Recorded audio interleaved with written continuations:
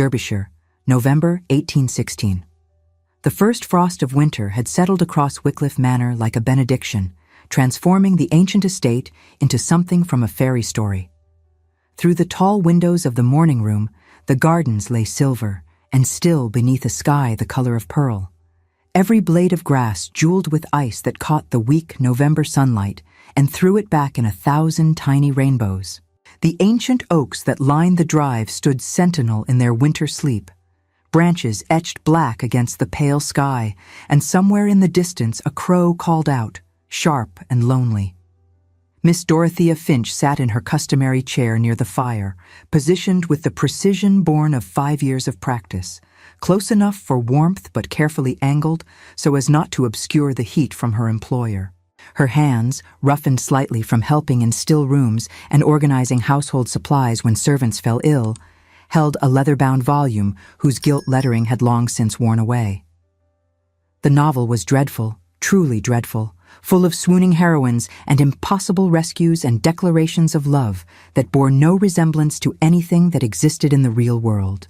But the Dowager Lady Wycliffe adored such nonsense with a passion she usually reserved for arguing with her solicitors, and Dorothea had learned over 5 years of service that her employer's preferences in literature, as in absolutely all things, were absolute law.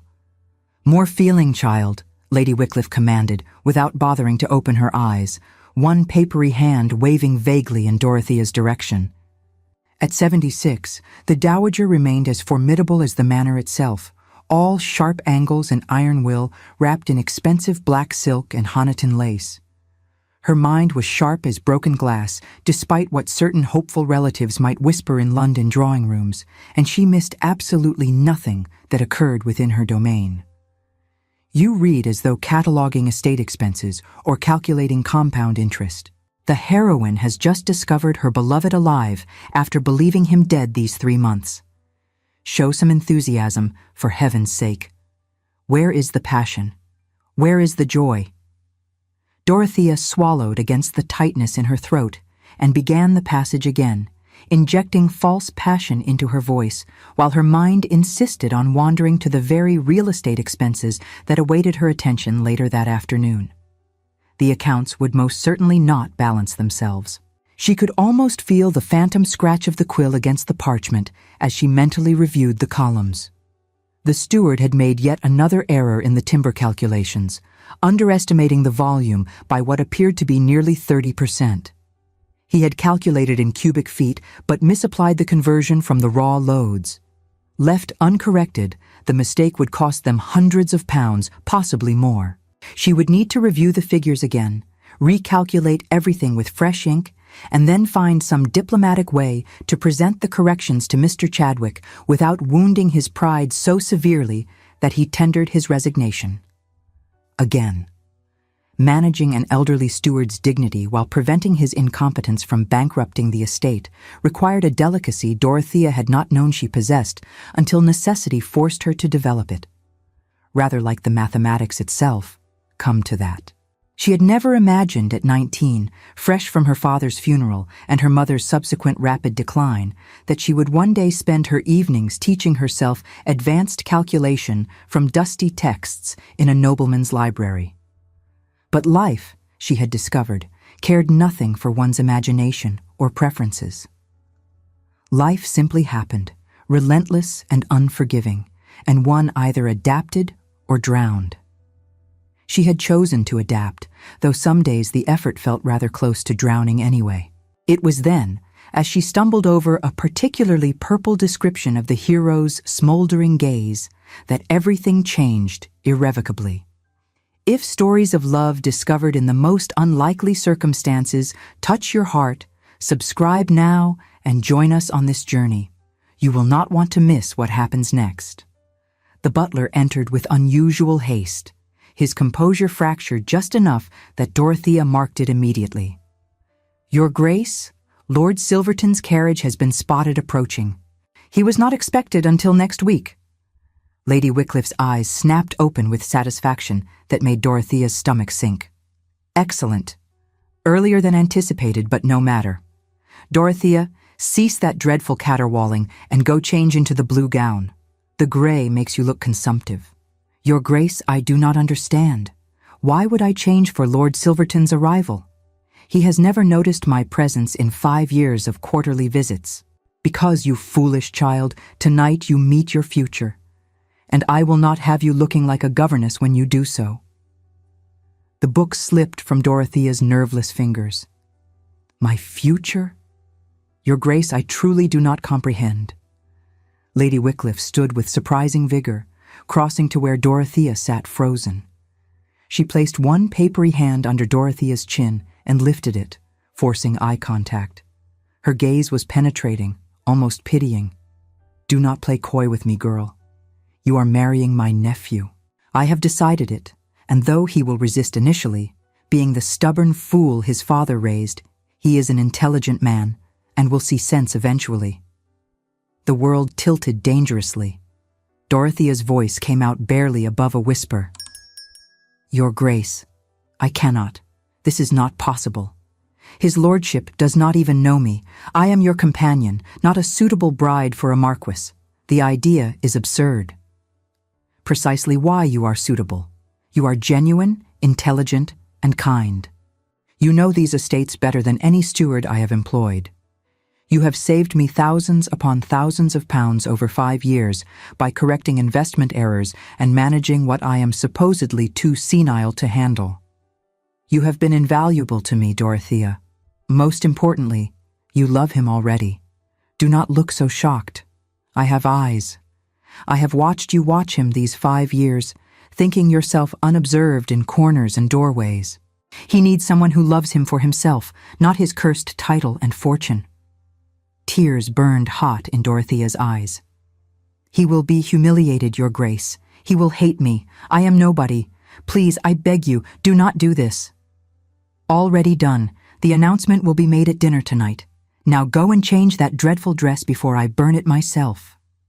Dorothea fled, her vision blurred with tears, her heart hammering against her ribs like something wild and desperate for escape.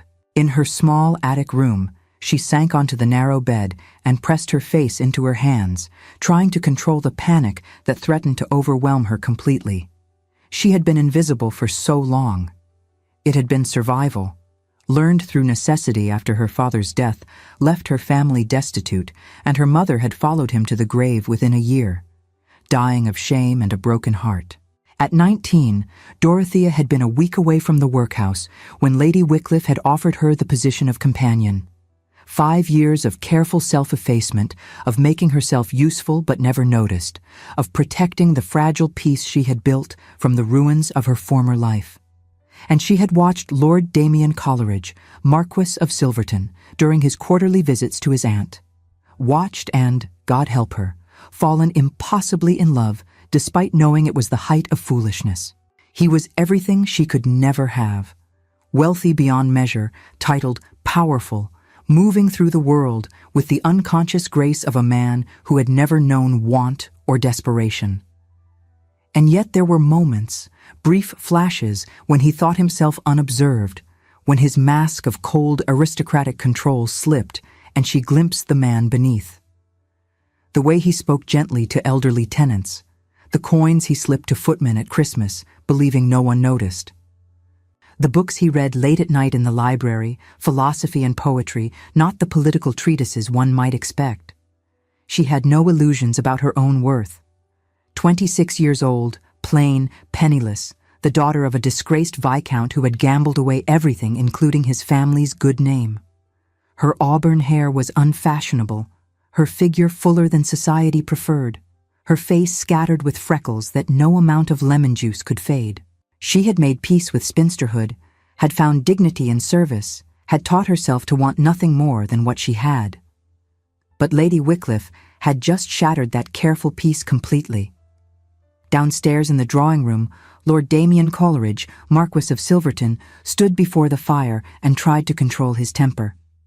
His aunt sat in her usual chair, looking remarkably pleased with herself, which immediately made him suspicious.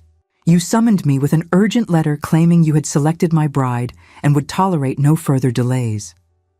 His voice was ice, the tone he used in Parliament when particularly displeased. "I am here, grandmother, and I am waiting for an explanation of this presumption." "Presumption?" Lady Wickliffe's eyebrows rose. "I am 76 years old, Damien. I am not immortal, and you are 34 with no heir and no wife. Someone must take action, as you clearly will not. I am not a horse to be matched at your whim. I will choose my own bride if and when I decide to marry, which I have not. You have that ridiculous list of requirements: intelligence, character, capability, honesty, genuine affection, rather than social climbing. I have found you precisely what you claim to want. You will thank me eventually." Damien stared at his aunt, cold dread settling in his stomach. "Who?"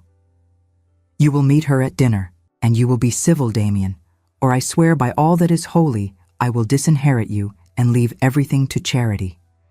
Do not test me on this. I have already had the papers drawn." He opened his mouth to argue, saw the steel in her eyes, and closed it again. 1 week. He would give her 1 week to see reason, and then he would return to London and his ordered, controlled life, where elderly relatives did not meddle in matrimonial matters. Dinner was announced, and Damien offered his arm to his aunt with frigid courtesy. They entered the dining room, and he looked around expecting to see some suitable aristocratic lady waiting. The room was heavy with silence. Not a peaceful quiet, but a suffocating weight that pressed against the chest. The servants stood like statues, eyes averted, sensing the impending storm. Miss Dorothea Finch, his aunt's companion of 5 years, stood beside the table wearing a blue gown that did nothing to disguise her humble station. She was pale as death, her hands clasped so tightly her knuckles showed white, her eyes fixed on the floor as though she wished it would open and swallow her whole. "Grandmother, who is this?" "This is Miss Dorothea Finch, Damien, your intended bride. The wedding is scheduled for spring." For a long moment, the only sound was the crackle of the fire and Dorothea's shallow breathing. Then Damien found his voice, and it came out laced with contempt he made no attempt to hide. "Your companion? You have chosen a paid servant? Grandmother, this joke has gone quite far enough." Dorothea flinched as though struck, but kept her eyes down. Lady Wickliffe's voice could have cut glass. "Miss Finch is the daughter of Viscount Finch, despite her father's failings. She has managed my estates with a brilliance that has prevented your own inheritance from being squandered during my supposed senility. She is educated, capable, and everything you claim to want in that ridiculous list of yours. She is perfect." "Perfect?" Damien's laugh was ugly. "My list specified a woman of appropriate rank, a woman society would accept, not some indigent relation playing at gentility in exchange for room and board." The words landed like physical blows. Dorothea stood very slowly, trembling from head to foot, and finally raised her eyes to meet his. The devastation in her gaze made something twist uncomfortably in his chest, but he pushed it aside. She had been part of this scheme, surely. Angling for a position so far above her station that it verged on comedy. "Your Grace, I must tender my resignation, effective immediately. I will leave in the morning. Forgive me for the intrusion of my existence into your life, my lord." "It was never my intention." She tried to move past him toward the door, but he stepped into her path without thinking. "You were part of this scheme, then? Angling for a position above your station by using my grandmother's fondness for you?" Something changed in Dorothea's face. The devastation hardened into fury so pure it seemed to burn. When she spoke, her voice shook, but her words were clear and cutting as a blade. "You dare suggest that I orchestrated my own humiliation? That I spent 5 years making myself invisible precisely to avoid this nightmare? I watched you, my lord, from corners and shadows as a good companion should. I watched you argue with your grandmother and then yield when you thought yourself unobserved. I watched you slip coins to footmen at Christmas believing yourself alone. I watched you read to dying tenants and offer comfort. I watched you be a good man that society does not see. I watched you and fell in love despite knowing it impossible." Her voice broke, but she continued, tears streaming down her face now, and Damien found himself frozen, unable to move or speak. "And now you stand here accusing me of ambition when your arrogance blinds you to everything beyond your precious consequence. I had nothing, Lord Coleridge. My father destroyed everything, including my faith in my own worth. Your aunt gave me shelter and dignity and purpose when I was 1 week from the workhouse. I owe her a debt I can never repay. But I will not marry a man who finds the very idea of wedding me absurd. I will not be pitied." She pushed past him and fled, not through the main door, but toward the servants' stairs, her footsteps echoing in the sudden terrible silence she left behind. Damien stood motionless, her words echoing in his head. "Watched you and fell in love." His aunt's voice cut through his shock like a whip. "Well handled, Damien. Quite gentlemanly, reducing her to tears and accusing her of gold digging. I am certain your parents would be so proud." He turned to face her, and for the first time in years felt something uncomfortably like shame. "Grandmother, you cannot expect me to simply accept this. I expect you to honor your word. 1 week, Damien. You promised me 1 week of honest effort, or I will disinherit you completely and leave the estates to a charitable trust. I have already spoken to my solicitor. You would not dare. Watch me. I am 76 years old and dying on my own terms. You have a choice. Spend 1 week genuinely coming to know Dorothea and giving her a fair chance, or lose everything. Your pride or your birthright. Choose now." He was trapped and knew it. He had given his word, and a gentleman's word was inviolate. "She is unlikely to agree after tonight. She will agree because she owes me. Now go and apologize. A real apology, Damien, not some aristocratic nonsense. Humility and honesty, or do not bother." He found her eventually in her attic room, a space so small and bare it made his throat tighten. She was weeping into her pillow, and the sound of it was wrenching. He sat on the floor outside her door, propriety be damned, and spoke through the wood. "Miss Finch, I have behaved abominably. There is no excuse. Surprise and shock do not justify cruelty, and you deserved far better. I am asking, begging you, for 1 week. Let me come to know you truly, not as the companion I have ignored, but as the person my grandmother sees. 1 week of honest effort, and then you decide. If you still wish to leave, I will provide references and a settlement to ensure you are never desperate again. You have my word. I will ensure you are independent and safe, no matter your choice." Long silence. Then the door opened slowly, and she stood there, red-eyed and exhausted. 1 week, my lord. For your aunt, not for you. I love her everything. But understand this clearly. I expect nothing from you. When the week ends, I leave regardless. I will not stay here watching you eventually marry some diamond of the first water while I serve tea and pretend my heart is not broken. I cannot endure that." "Fair enough," he said quietly, and meant it. 1 week to prove I am not entirely the heartless bastard I appeared tonight. Will you at least give me that?" 1 week, she repeated, and closed the door between them. The following morning dawned cold and bright, and Damien found Dorothea in the estate office, going over accounts with a precision that surprised him. She glanced up as he entered, her expression carefully neutral. "My lord, how may I assist you?" "I thought perhaps you might show me what you do here. My grandmother claims you have been managing the estates. I confess I am curious to see what that entails." She studied him for a long moment, then gestured to the ledgers spread across the desk. "These are the accounts for the past quarter. I have been reviewing the timber sales and found a rather significant discrepancy." He moved closer, looking over her shoulder at the neat columns of figures. Her handwriting was precise, mathematical notations in the margins showing calculations that would have baffled most stewards he knew. What kind of discrepancy? The steward underestimated the volume available from the northern wood by nearly 30%, At current prices, that represents a loss of approximately £800. I have corrected his figures using cubic feet rather than his estimations and sent instructions to adjust the sale accordingly.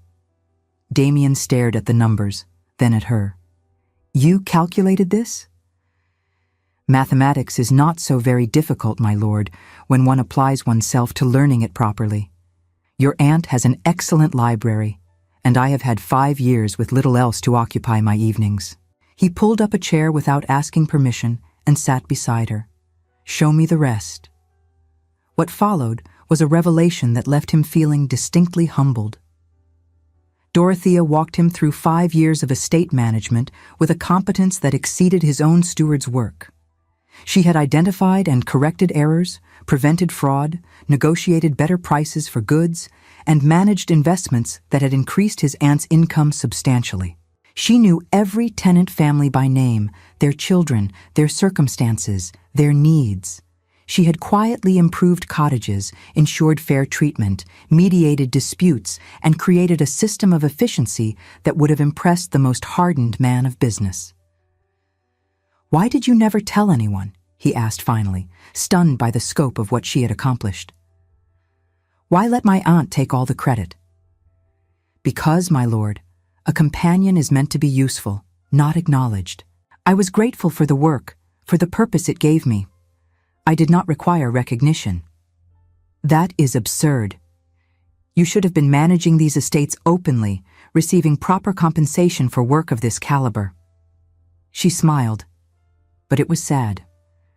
A woman of 26, with no connections and no fortune, does not receive such opportunities, Lord Coleridge. I took what was offered and made the best of it. That is how one survives. He found himself looking at her properly for the first time. Really looking, not at the companion who faded into corners, but at the woman before him. Auburn hair caught the morning light, turning it copper and gold. Green eyes held intelligence and something else, a deep well of strength forged through adversity. Her face was unconventional, certainly, scattered with freckles across her nose and cheeks, but there was character in it, beauty of a kind he had not been trained to recognize. She was not fashionable, but there was something compelling about her stillness, her quiet dignity despite everything she had endured. Tell me about yourself, he said suddenly. Not the accounts or the estates. Tell me about Dorothea Finch. She looked startled, then wary. There is little to tell that would interest you. I doubt that very much. Please, we have a week. Let us use it honestly.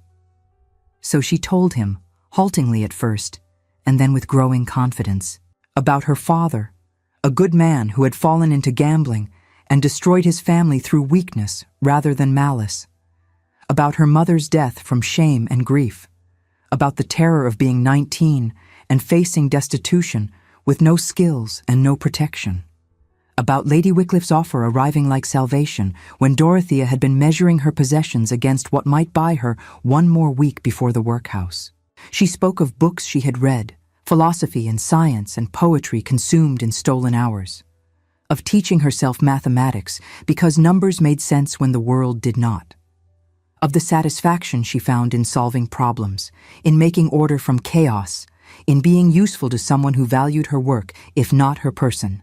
And as she spoke, Damien found himself leaning forward, drawn in despite himself by the quiet passion in her voice when she discussed ideas, the wry humor that emerged when she felt safe enough to let it show, the fierce intelligence that had been hidden behind years of learned invisibility. Why did you make yourself invisible? He asked when she fell silent. You are extraordinary, Miss Finch. How did I never see you? Her smile was bittersweet. Because, my lord, I perfected the art of invisibility over many years. Companions are meant to be seen but not noticed, useful but not acknowledged, necessary but never important. I have been a ghost in your peripheral vision for 5 years, but perhaps I wanted to remain unseen as well. Why would you want that? Because seeing me meant acknowledging the impossibility of what I felt. It was easier to remain invisible than to hope for things that could never be. Hope is dangerous when one has so very little to lose. The words hung between them, honest and raw, and Damien felt something shift in his chest. Something uncomfortable and unwelcome that felt dangerously like the beginning of genuine feeling. The week progressed in a manner that surprised them both. Damien found himself seeking out Dorothea's company, drawn by her sharp mind and sharper wit. They walked the estate grounds, and she introduced him to tenant families he had met a dozen times but never truly known.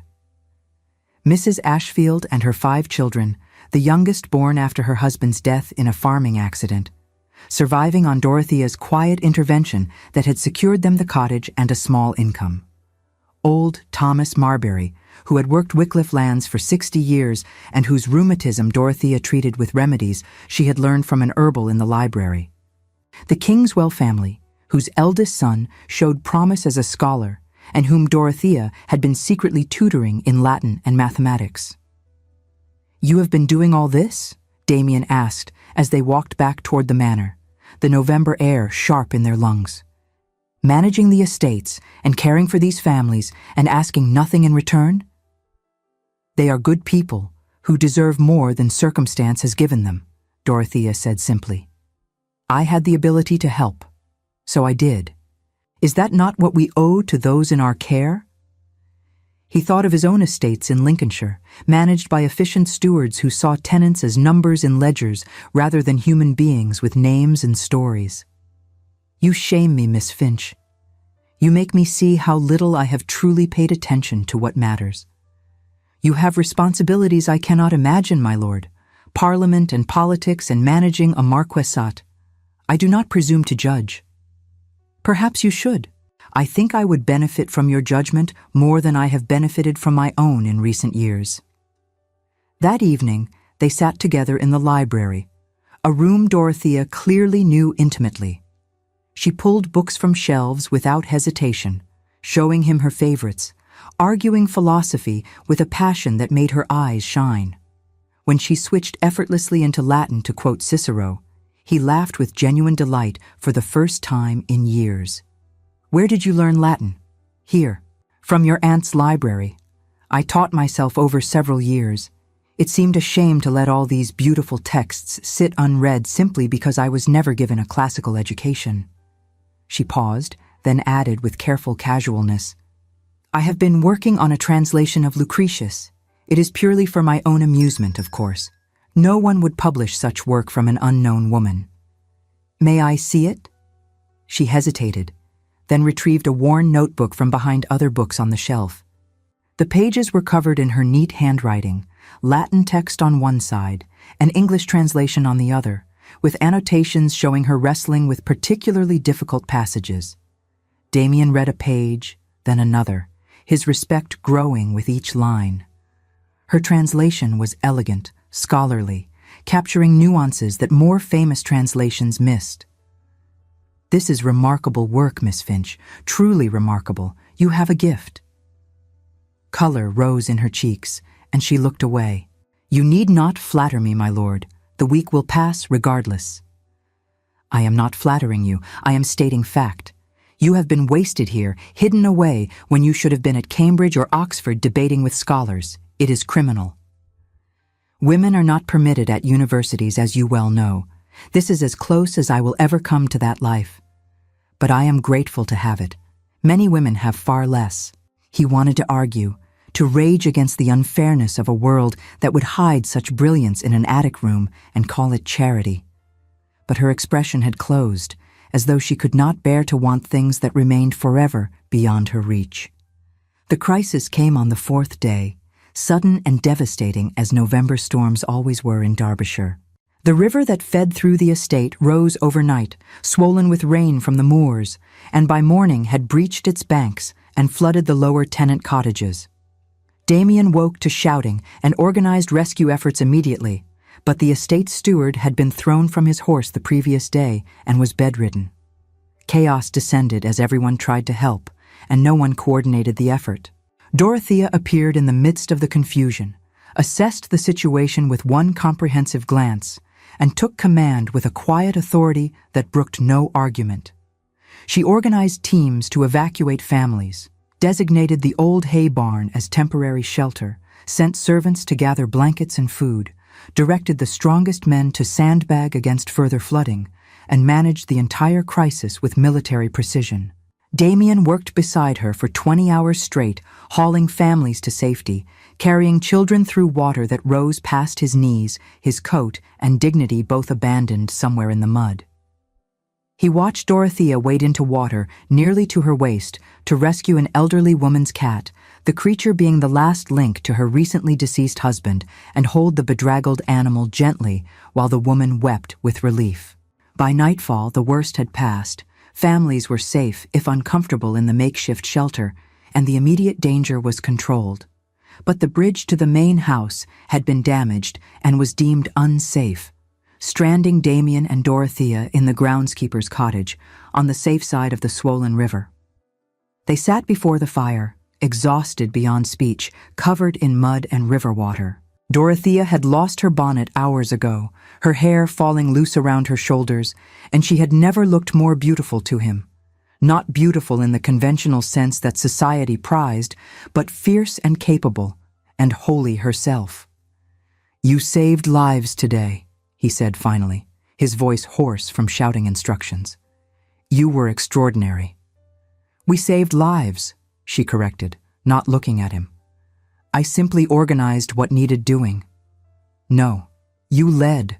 I provided muscle, but you provided everything else: strategy, calm, competence, courage. I have been blind, Dorothea. Willfully, deliberately blind, because seeing you meant something I was not prepared to face." She turned to look at him then, firelight catching in her green eyes, turning them gold. What did it mean? He moved closer, drawn by something he no longer wanted to resist. "It meant risking a heart I locked away 11 years ago. It meant vulnerability I swore never to allow again. It meant wanting something beyond duty and control and the careful emptiness I have built around myself. It meant falling in love when I had convinced myself I was incapable of feeling anything at all." Her breath caught. "Do not mock me. That cruelty is too much to bear. I am not mocking you. I am terrified. I am 34 years old, Dorothea, and I have spent more than a decade building walls to keep the world out and the pain locked in. Then you stand there covered in mud, holding a rescued cat, looking like Boadicea herself, who waded into danger without hesitation to save what others would have dismissed as worthless, and something cracks open in my chest that I believed sealed forever." He took her hand, feeling her tremble. "When I was 23, I was engaged to Lady Eliza Ashbrook. Beautiful, accomplished, everything society claimed I should want. 1 week before I intended to propose, I overheard her laughing with her mother. She said, 'Poor besotted Silverton actually believes I love him,' as if she would marry for affection when the Marquess of Lindley had twice the fortune and actually knew how to smile. But Silverton's title was adequate, and he was so easily managed." His voice went rough with remembered pain. "I swore that day never to be vulnerable again, never to love again, never to risk feeling what I felt in that moment, realizing the woman I adored thought me a useful fool. I built walls, Dorothea, tall and thick and strong, and convinced myself I was safer inside them. Then you, with your brilliant mind and fierce heart and refusal to be diminished by circumstances that would have destroyed someone weaker, you have undone every defense I built. You terrify me. The thought of loving you terrifies me. But the thought of not loving you, of returning to London and my empty existence and never seeing you again, that is unbearable." He paused, looking towards the window where the storm still raged. "We are stranded here tonight. I know what this means for your reputation. By morning, you will be compromised in the eyes of the world. Honor demands that I offer you marriage now, regardless of our feelings." He turned back to her, his gaze intense. "But I do not wish to marry you for honor. I wish to marry you because I cannot imagine my life without you. I want you to choose me, Dorothea, not because you must, but because you wish to." Tears streamed down her face, tracking through the mud on her cheeks. I am afraid too, Damien. Afraid you will realize I am not enough.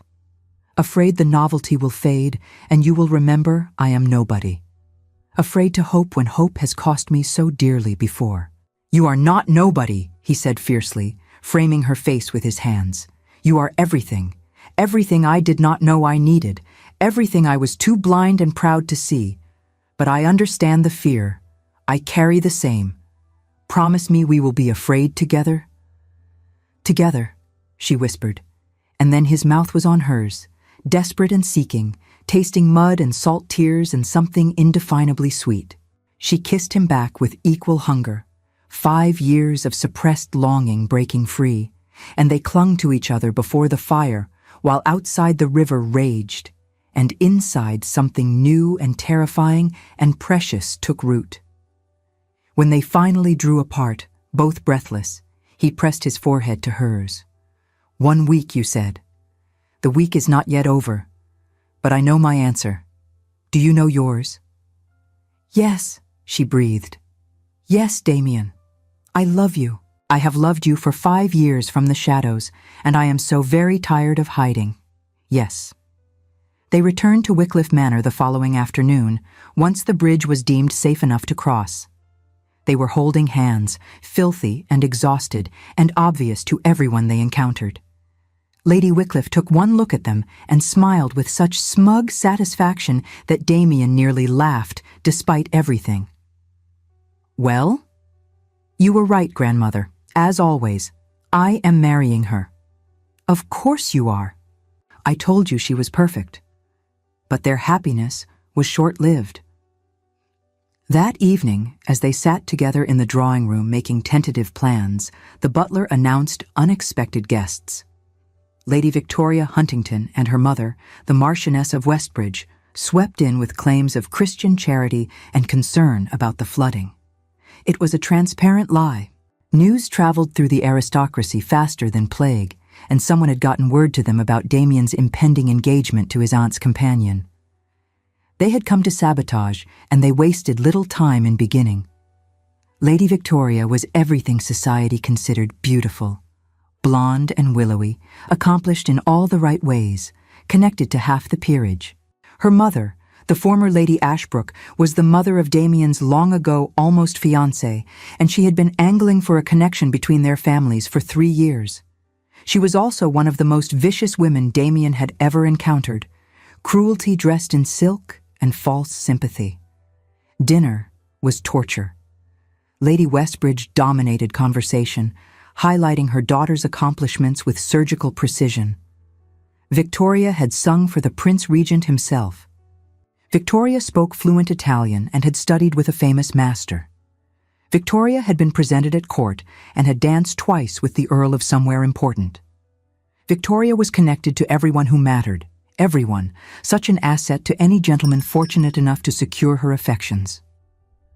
Dorothea sat silent through it all, her composure perfect but her eyes wounded. Damien tried repeatedly to steer conversation back to include her, asking her opinions on estate matters and current events, but Lady Westbridge deflected every attempt with practiced skill. "Miss Finch," Lady Victoria said sweetly over dessert, her smile never reaching her cold blue eyes. "I understand you are from the north? How charming that you have found such comfortable circumstances here despite your family's difficulties. One must find security where one can, I suppose." The insult was wrapped in sugar, but it was still an insult. Dorothea's voice remained steady. "My family's difficulties taught me the value of honest service. Not all of life's lessons are pleasant, but they are lessons nonetheless." "How philosophical," Victoria replied, her laugh like breaking glass. "One must find consolation wherever one can, I suppose. How fortunate that Lady Wycliffe values such philosophy in her household." "Miss Finch requires no consolation," Damien said, his voice carrying clear warning. "She has earned the respect of everyone in this household through her actions during this week's crisis. Actions that demonstrated courage and competence I would wager exceed any accomplishments displayed in London drawing rooms." The silence that followed was electric. Lady Victoria's mask of sweet charity cracked just enough to show the venom beneath. Lady Westbridge's eyes narrowed in calculation, reassessing the situation. When the ladies retired to the drawing room, leaving Damien to his port, the attack began in earnest. Dorothea would have fled to her room, but Lady Wycliffe had subtly positioned herself to block that escape, forcing Dorothea to sit and endure. "Dear Miss Finch," Lady Westbridge began, her voice dripping false concern, "I could not help but notice the particular attention Lord Silverton paid you this evening. How interesting." "His lordship is kind to everyone in the household," Dorothea replied carefully. "Is he? How curious. His reputation in London is quite the opposite. Cold, they call him. Unapproachable. The ice Marquess. Yet here you seem to be warming him quite effectively. One wonders what techniques a humble companion employs to capture a Marquess's attention so thoroughly." The implication was clear and disgusting. Dorothea felt hot color flood her face, but kept her voice level. "I have employed no techniques, Lady Westbridge. I have simply been myself." "How charming, and how effective, apparently." The Marchioness leaned forward, her expression sharpening. "But I wonder, my dear, have you considered what happens when the novelty fades? When his lordship returns to London and to society, to his natural milieu and his proper circle? When he remembers that Marquesses do not marry companions, however temporarily fascinating they may be?" She let the words sink in like poison, watching Dorothea's face with satisfaction. "I have known Damien Coleridge since he was a boy. I knew his parents. May they rest in peace. I assure you, Miss Finch, that whatever attentions he has shown you stem from nothing more than boredom and gratitude for your assistance during the crisis. When he returns to himself, to his true self and proper station, you will be forgotten as completely as yesterday's newspaper. It would be kinder to yourself to accept that now, rather than suffer the greater humiliation later." Dorothea fled. She could not help it. The words burrowed into all her deepest fears and uncertainties, and she ran from the drawing room toward the servants' stairs, tears blinding her. She made it to her attic room and collapsed on the narrow bed, pressing her face into the pillow to muffle the sound of her weeping. She did not hear the door open, but suddenly Damien was there, kneeling beside the bed, his face fierce. "What did they say to you? Tell me exactly what they said." Through sobs, she repeated Lady Westbridge's words. When she finished, he pulled her up to face him, his hands gentle despite the fury in his eyes. "Listen to me very carefully, Dorothea. That woman told you lies calculated to serve her own purposes. She has been angling for me to marry her daughter since Victoria debuted 3 years ago. She would say anything, do anything to destroy what she perceives as competition. Do you understand? She is protecting her schemes, nothing more." "But she was not wrong," Dorothea whispered. "I am nobody. I have nothing to offer you. When you return to London, to your real life, you will see that." He kissed her fiercely, almost desperately. "She was entirely wrong. You are the only person in this world who makes me feel truly alive. You see me, Dorothea. Not my title, not my fortune, not the cold exterior I show the world. You see me and you love me anyway. Do you have any comprehension how rare that is?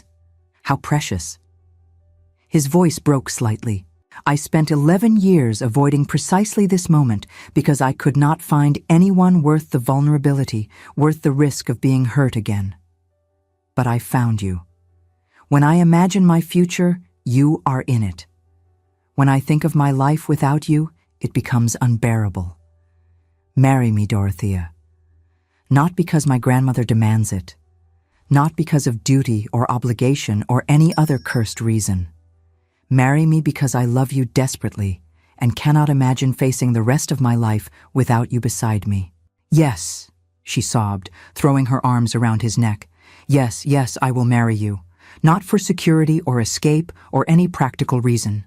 I will marry you because I love you, have loved you for 5 years, will love you the rest of my life." They clung to each other in her tiny attic room, aristocratic propriety abandoned completely. Two people who had found each other against impossible odds and refused to let go. But Lady Westbridge was not finished. The following morning, she requested a private audience in the morning room, claiming to have urgent information regarding Miss Finch. When Damien entered, followed by Lady Wycliffe and Dorothea, Westbridge produced a sealed letter with a triumphant flourish. "I felt it my duty to warn you, Lord Silverton.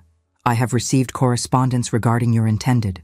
It details a history of calculation and manipulation that I believe you should see before making a mistake that will ruin your family name." She handed him the letter, which contained twisted versions of Dorothea's estate management, making her sound calculating and mercenary. It detailed every kindness Dorothea had shown tenants as evidence of public manipulation. It painted a picture of a cunning, desperate woman willing to do anything to escape poverty, using an elderly lady's affection and a lonely man's vulnerability for purely selfish gain. The humiliation was designed to be complete. Dorothea sat frozen, unable to defend herself against such malice. Lady Wycliffe looked ready to commit violence, but even she seemed uncertain how to counter such direct accusations. Then Damien stood. He did not raise his voice. He did not have to. When the Marquess of Silverton spoke in that particular tone of cold, aristocratic command, people listened whether they wished to or not. "Lady Westbridge, you have made a grave error. Allow me to explain precisely why." He gestured to the butler, who brought forward a leather case Damien had clearly prepared in advance. From it, he drew out documents, ledgers, and letters.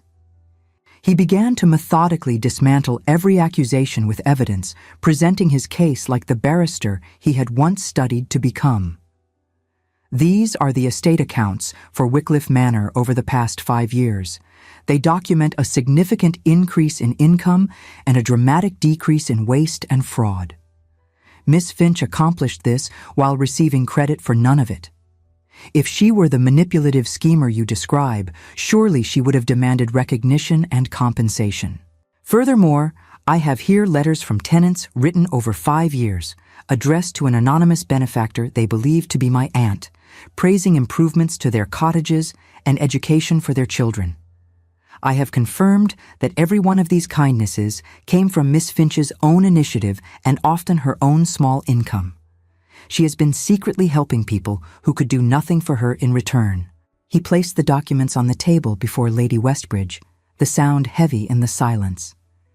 These are financial analyses that prevented investment fraud that would have cost my family thousands. These are solutions to problems that baffled paid stewards, provided freely without expectation of reward. He turned to face Lady Westbridge directly, and his voice went dangerously quiet. "You dare call this woman a manipulative servant? You dare humiliate and degrade someone who has been silently saving estates while my aunt and I took all the credit? You dare suggest she is calculating and mercenary when every action she has taken has been in service to others, with no thought for herself?" He looked at her with clear contempt. "This woman you have attempted to destroy is extraordinary. She is brilliant, capable, kind, and worthy of admiration from anyone with the sense to recognize true quality. Your so-called evidence is the pathetic attempt of a desperate woman to destroy someone who threatens your daughter's prospects simply by being herself, by being genuine, intelligent, and deserving of respect." He turned finally to Dorothea, and his expression softened completely. He dropped to one knee before her, ignoring the gasp from Lady Westbridge, and took her hand. "Dorothea, I am asking you publicly before these witnesses, not because I need to rescue you, but because I need you. I need your intelligence and your honesty, and your strength and your partnership. Will you be my Marchioness, not as my inferior, but as my equal? Will you be my wife not out of duty or obligation, but because we love each other? Will you?" The room had gone utterly silent. Dorothea looked down at him through tears that blurred her vision, at this proud, controlled man kneeling before her in declaration that made him as vulnerable as she felt. Her voice when she spoke was clear, despite the tears. Yes, yes, Damien, I will marry you. Not for your title or your estates or escape from poverty. I will marry you because I love you desperately, because you see me truly when the world has tried to make me invisible, because together we are better than either of us could ever be alone. Yes. He stood and pulled her into his arms and kissed her before everyone, propriety be damned. There was no applause, only a stunned, reverent silence. Lady Wycliffe smiled with deep satisfaction. And Lady Westbridge, pale and defeated, realized that against such absolute conviction she had no power left. She withdrew from the room in disgrace, her scheme exposed and her influence shattered. News of the incident spread through society with predictable speed. The Ice Marquess had chosen an invisible companion over diamonds of the first water, and had publicly destroyed social climbers with evidence and eloquence. Opinion was divided between those who thought him mad and those who found the entire affair wildly romantic. But no one, absolutely no one, questioned Dorothea's worthiness again after Damien's comprehensive defense of her character and capabilities. The weeks that followed were a whirlwind of preparation. Lady Wycliffe insisted on a trousseau that would silence any remaining gossips, though Damien pointed out he would marry Dorothea if she wore a flour sack. They argued pleasantly about wedding details, discovering the joy of learning each other's preferences and habits. He taught her to waltz in the ballroom, holding her close and making her laugh when he deliberately led her wrong. She showed him her translations and was astonished when he arranged to have them published by a serious academic press. They talked for hours about everything and nothing, making up for 5 years when she had been invisible and he had been blind. The wedding took place in late March of 1817 at Wycliffe Manor's small chapel.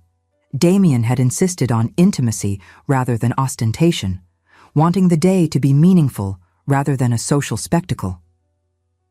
Dorothea wore a gown of ivory silk, elegant but simple, with her auburn hair dressed with wildflowers from the estate grounds. She walked down the aisle toward the man who had learned to see her, whose hands trembled slightly as he took hers, whose eyes held such fierce love that her own vision blurred with happy tears. The vows were spoken with unwavering conviction. When the vicar pronounced them married and Damien kissed her, it was both tender and possessive, a claiming and a promise.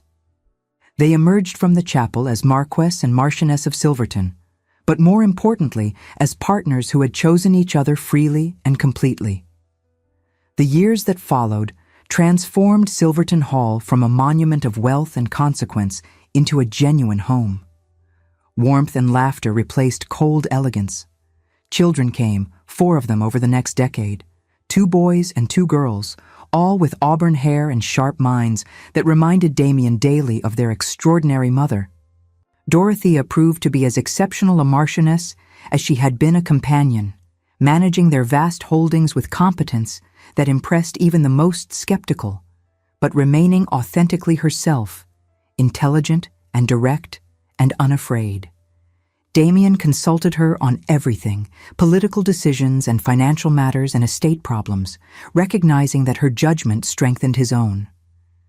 They became known as an unusual couple, the Marquess who actually loved his wife and showed it openly, the Marchioness who managed estates and published scholarly translations and refused to be bound by society's limited expectations of aristocratic ladies. Some disapproved, many more admired. They faced difficult times together, griefs and setbacks, and the endless pressures of their position. But they faced them as partners, their bond strengthened rather than weakened by adversity. They learned that love was not simply the passionate beginning, but the daily choice to see each other truly, to value each other completely, to build a life that honored both individuals and their union. Lady Wycliffe lived to see her great-grandchildren, dying peacefully at 82, with satisfaction that everything was exactly as she had planned it. Her final words to Damien were characteristically smug.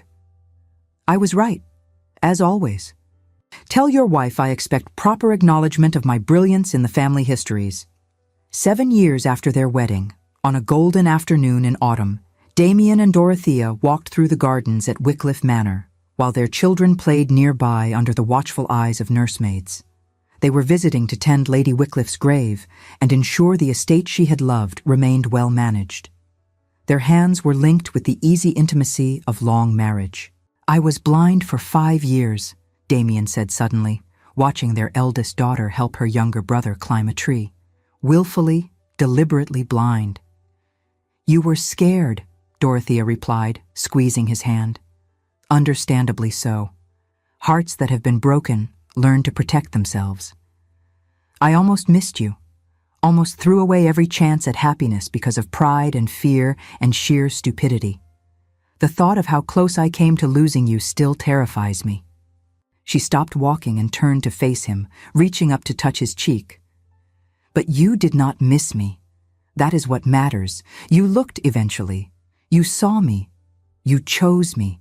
And you have chosen me again every day since. That is not stupidity, my love. That is courage." He pulled her close and kissed her there in the garden, where their children could see, not caring who might be watching. "I would choose you again every day for the rest of my life. You saved me, Dorothea, from coldness and loneliness and the half-life I had built around my fear. You taught me to truly live again." "We saved each other," she corrected softly. "You gave me back my voice and my worth and the courage to be seen. We healed together. That is what love does when it is real and true and strong enough to weather everything life brings."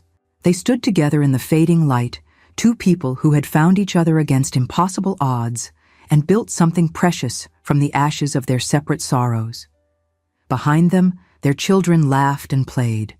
Before them lay decades yet to be lived, challenges yet to be faced, joys yet to be discovered. But they would face it all together, partners and equals, seeing each other truly and loving each other completely.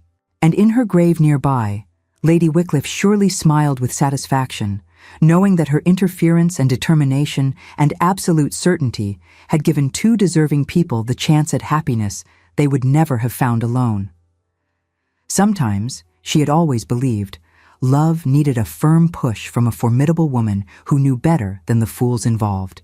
And she had been right. She had always been right. Thank you so much for staying with us until the very end. If this story of love found in unexpected places touched your heart, please like, subscribe, and share it with someone who believes in second chances. Your support helps us continue bringing you stories of courage, dignity, and love that transforms everything.